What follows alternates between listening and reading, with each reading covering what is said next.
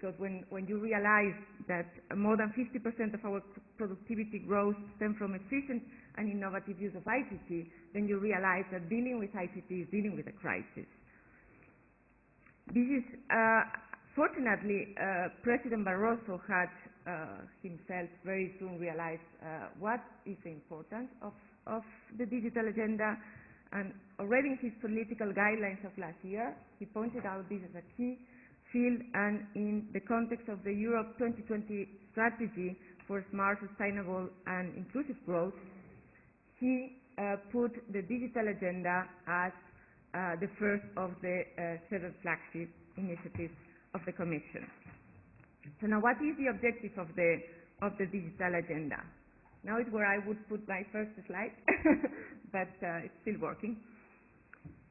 The objective, voila, the goal, you can go into the goal. The goal is to maximize the potential of ICT. That is the goal. What does it mean? And why? Well, first of all, maximizing the potential of ICT. Go ahead. What does it mean? It means 2 things. First of all, that ICT have a key role to play in getting Europe's economy back on track. I would say that none of the pressing challenges of our time, being it climate change, pensions, healthcare, will be solved without a strong ICT component. This is why Vice President Cruz from time to time says, I'm the Commissioner for Growth. But the digital agenda for Europe is not only about productivity, it is about people. It is about growth and jobs and improving quality of life. ICTs connect communities, help us to better care for our elderly, and when used well, they also deepen our democracy.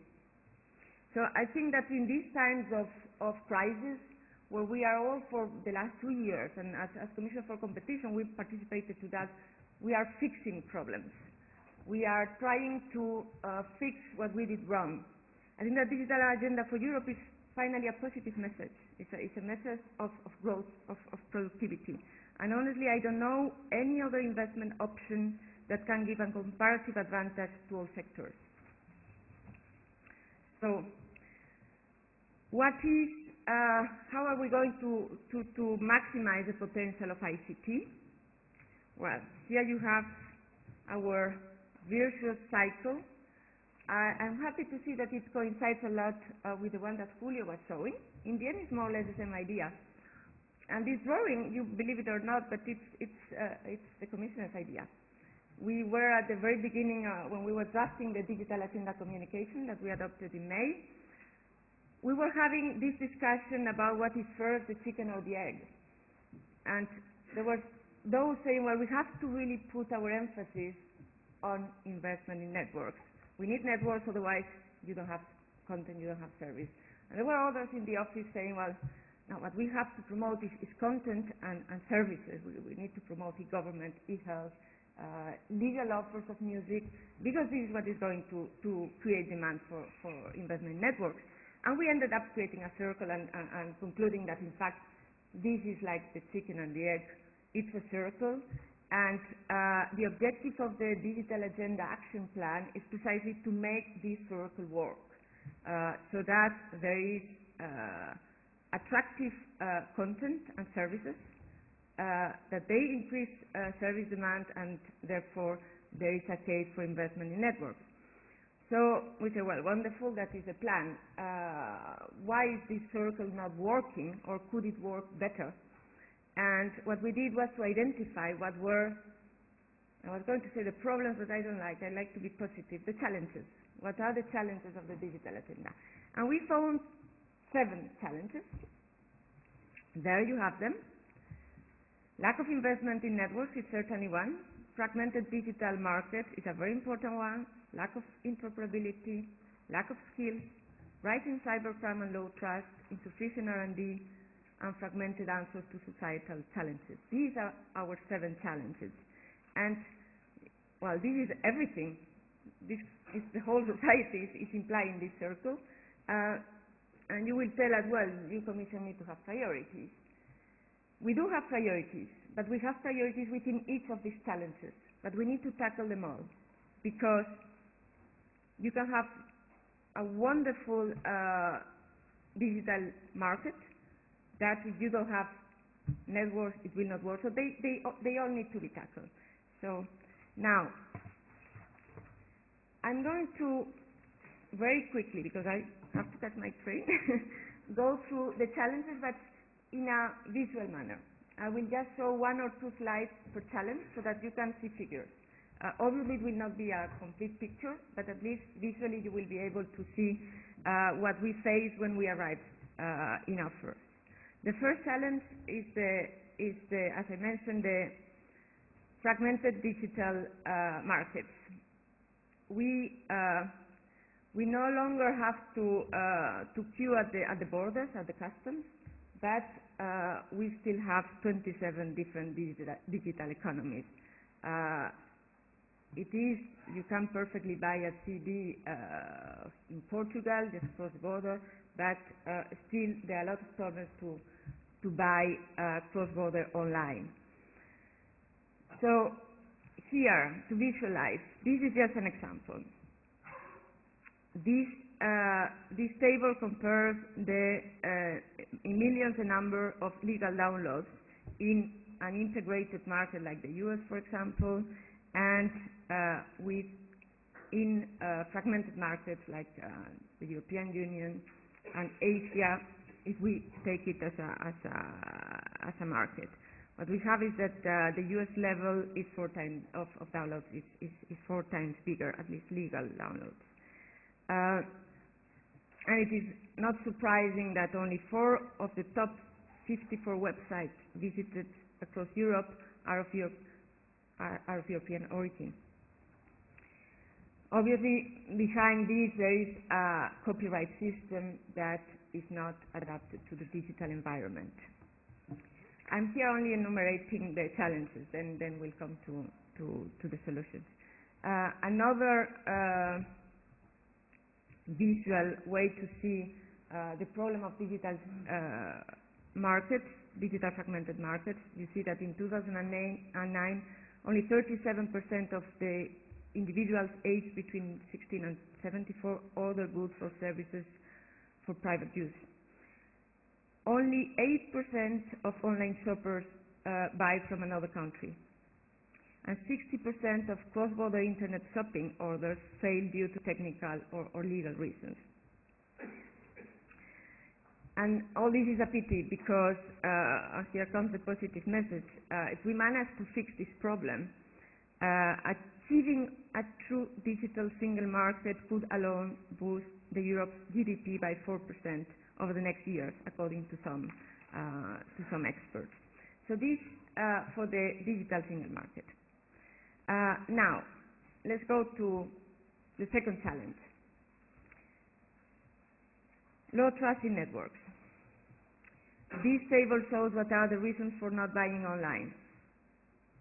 And you see that only 12% of European web users feel completely safe making online transactions. And that, I don't know if we can get this one closer. No, okay. And that,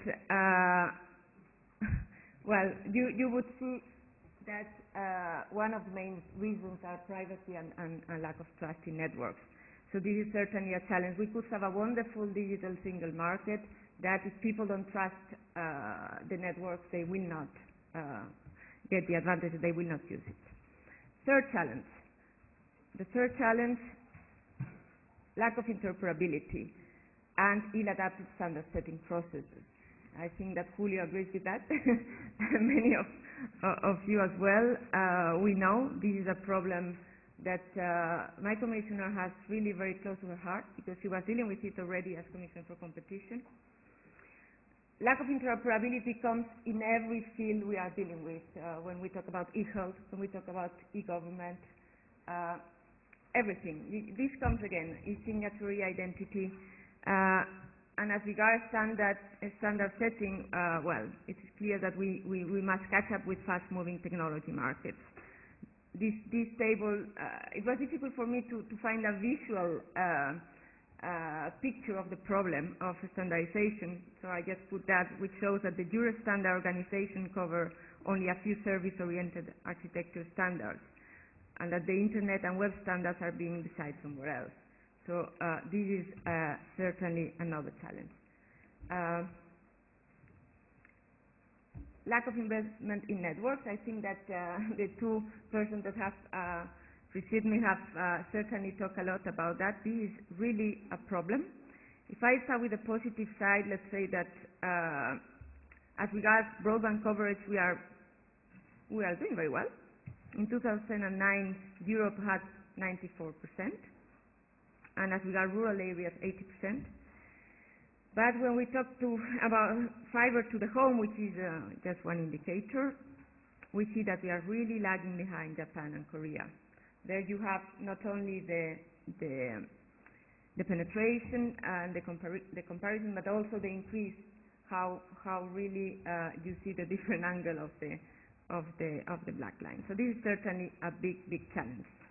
The next challenge. Next challenge. Voilà.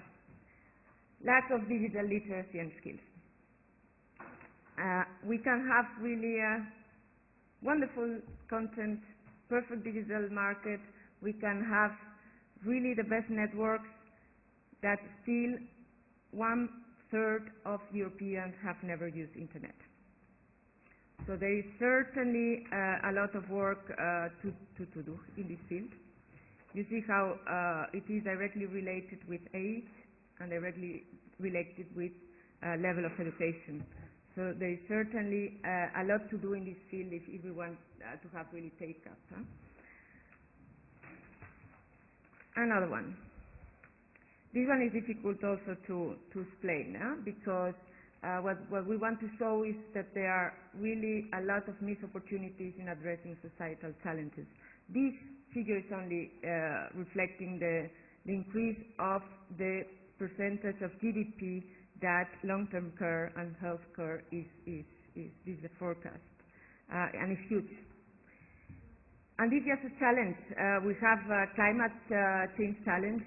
We have e-government challenge. This is just an example. And the good news is that investing more in e-health services and applications could dramatically improve the range and quality of care available. And just think of telemedicine and portable devices. They can offer a revolution in freedom of movement for patients, and in addition, saving everyone's money. I think that e-health is certainly a field where the technology is more mature than the market, unfortunately. And this is, here I think I finished with my, no, there's still a last challenge, let's not forget it, research and innovation. Well, this figure just talks by itself, no need of explanation. EU is underinvesting in ICT research and development, and we are still less than half US level. We need therefore adequate funding and coordination.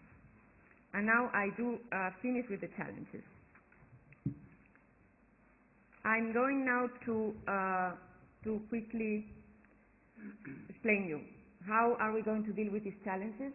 Well, we have adopted this communication that has 101 actions, 31 legislative actions, and probably an entrepreneurial culture to change as well.